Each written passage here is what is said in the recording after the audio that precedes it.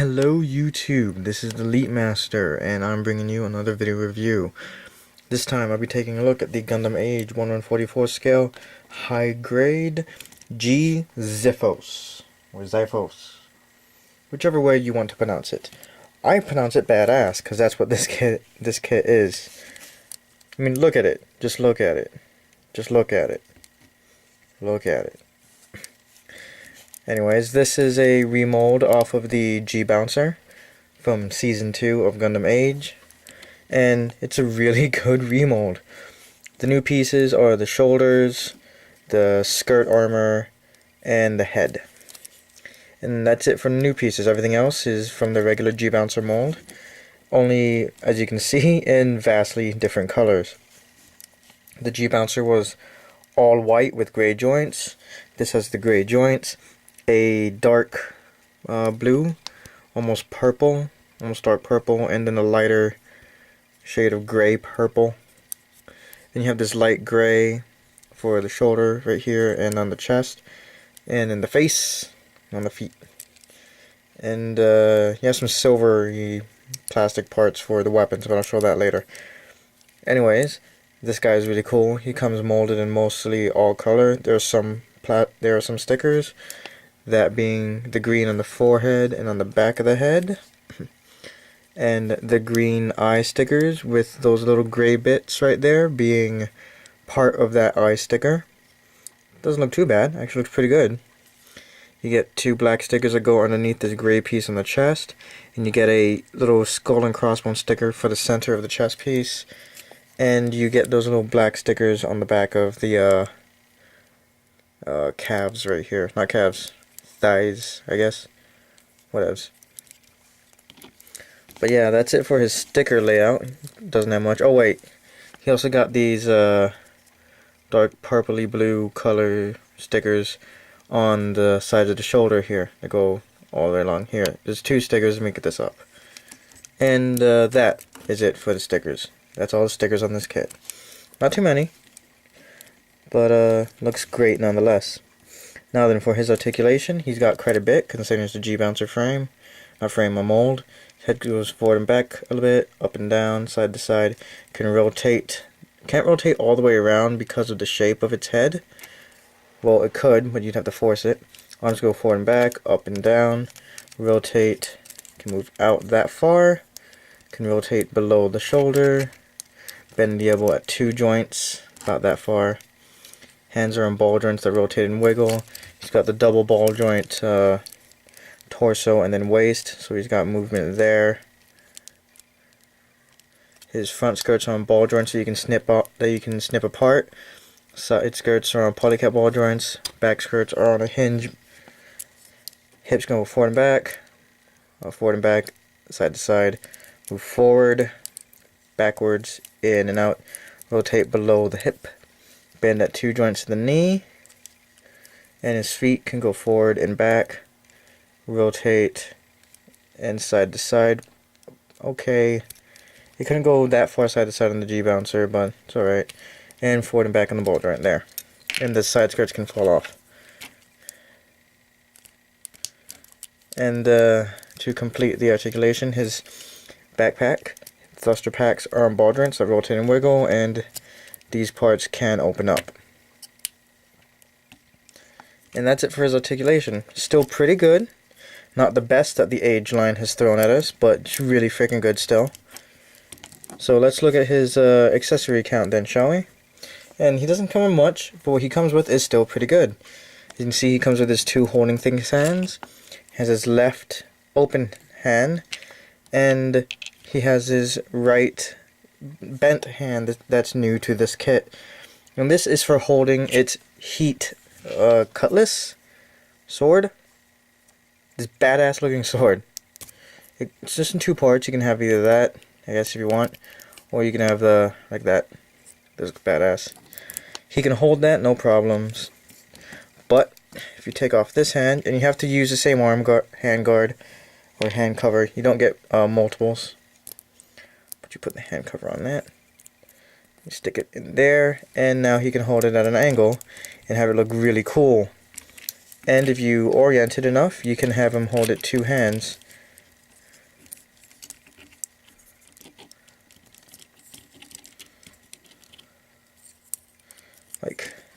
that. If you, damn it. You can make him hold it with 2 hands. It's not that hard. I'm just making it look harder than it actually is. Wow. Anyways, damn it. I don't know why he's exploding on me right now. But let's just take the right hand, put that in here. Wrong guard. And let's move on, shall we? Now for his next accessory, let's leave the left hand out. Give him his sword. Why are you popping off? Stop it. Stop doing that. There. Hold your sword. His next accessory is this thing, which is not entirely sure of the name, but it's really freaking cool looking. Look at this. It's a dots type gun, I guess, like a dots rifle type thing, kind of like the Shadow Rogue has, and it's got this moving claw right here, and this is the silvery plastic I was telling you about for the sword and for the claw. And this simply just pegs in with the ball joint. Put like that, the claw facing downward, and now he's got his pirate claw, and it's a cannon too, so it's like boom, and then I'm gonna claw you. Articulation is still the same even with this on, so no difference whatsoever. I would have liked it if it could rotate a bit, but it can't all that well unless you remove it and then you do that, I guess.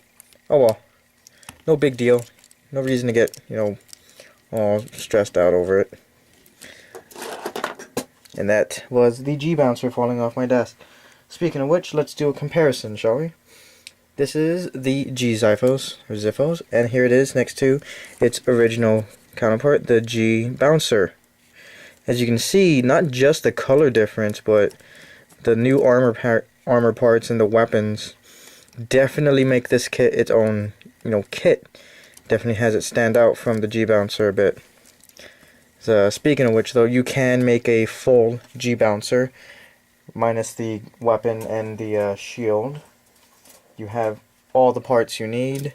You have the beam sabers, you have the front and back skirts, and you have all the parts for the shoulders, all the parts for the normal head, and for the side skirts. So if you want a G-Bouncer that is this color scheme, you can get it. You won't get the weapons for it, you won't get the shield, or the dots rifle that it's got, but you can have a G-Bouncer.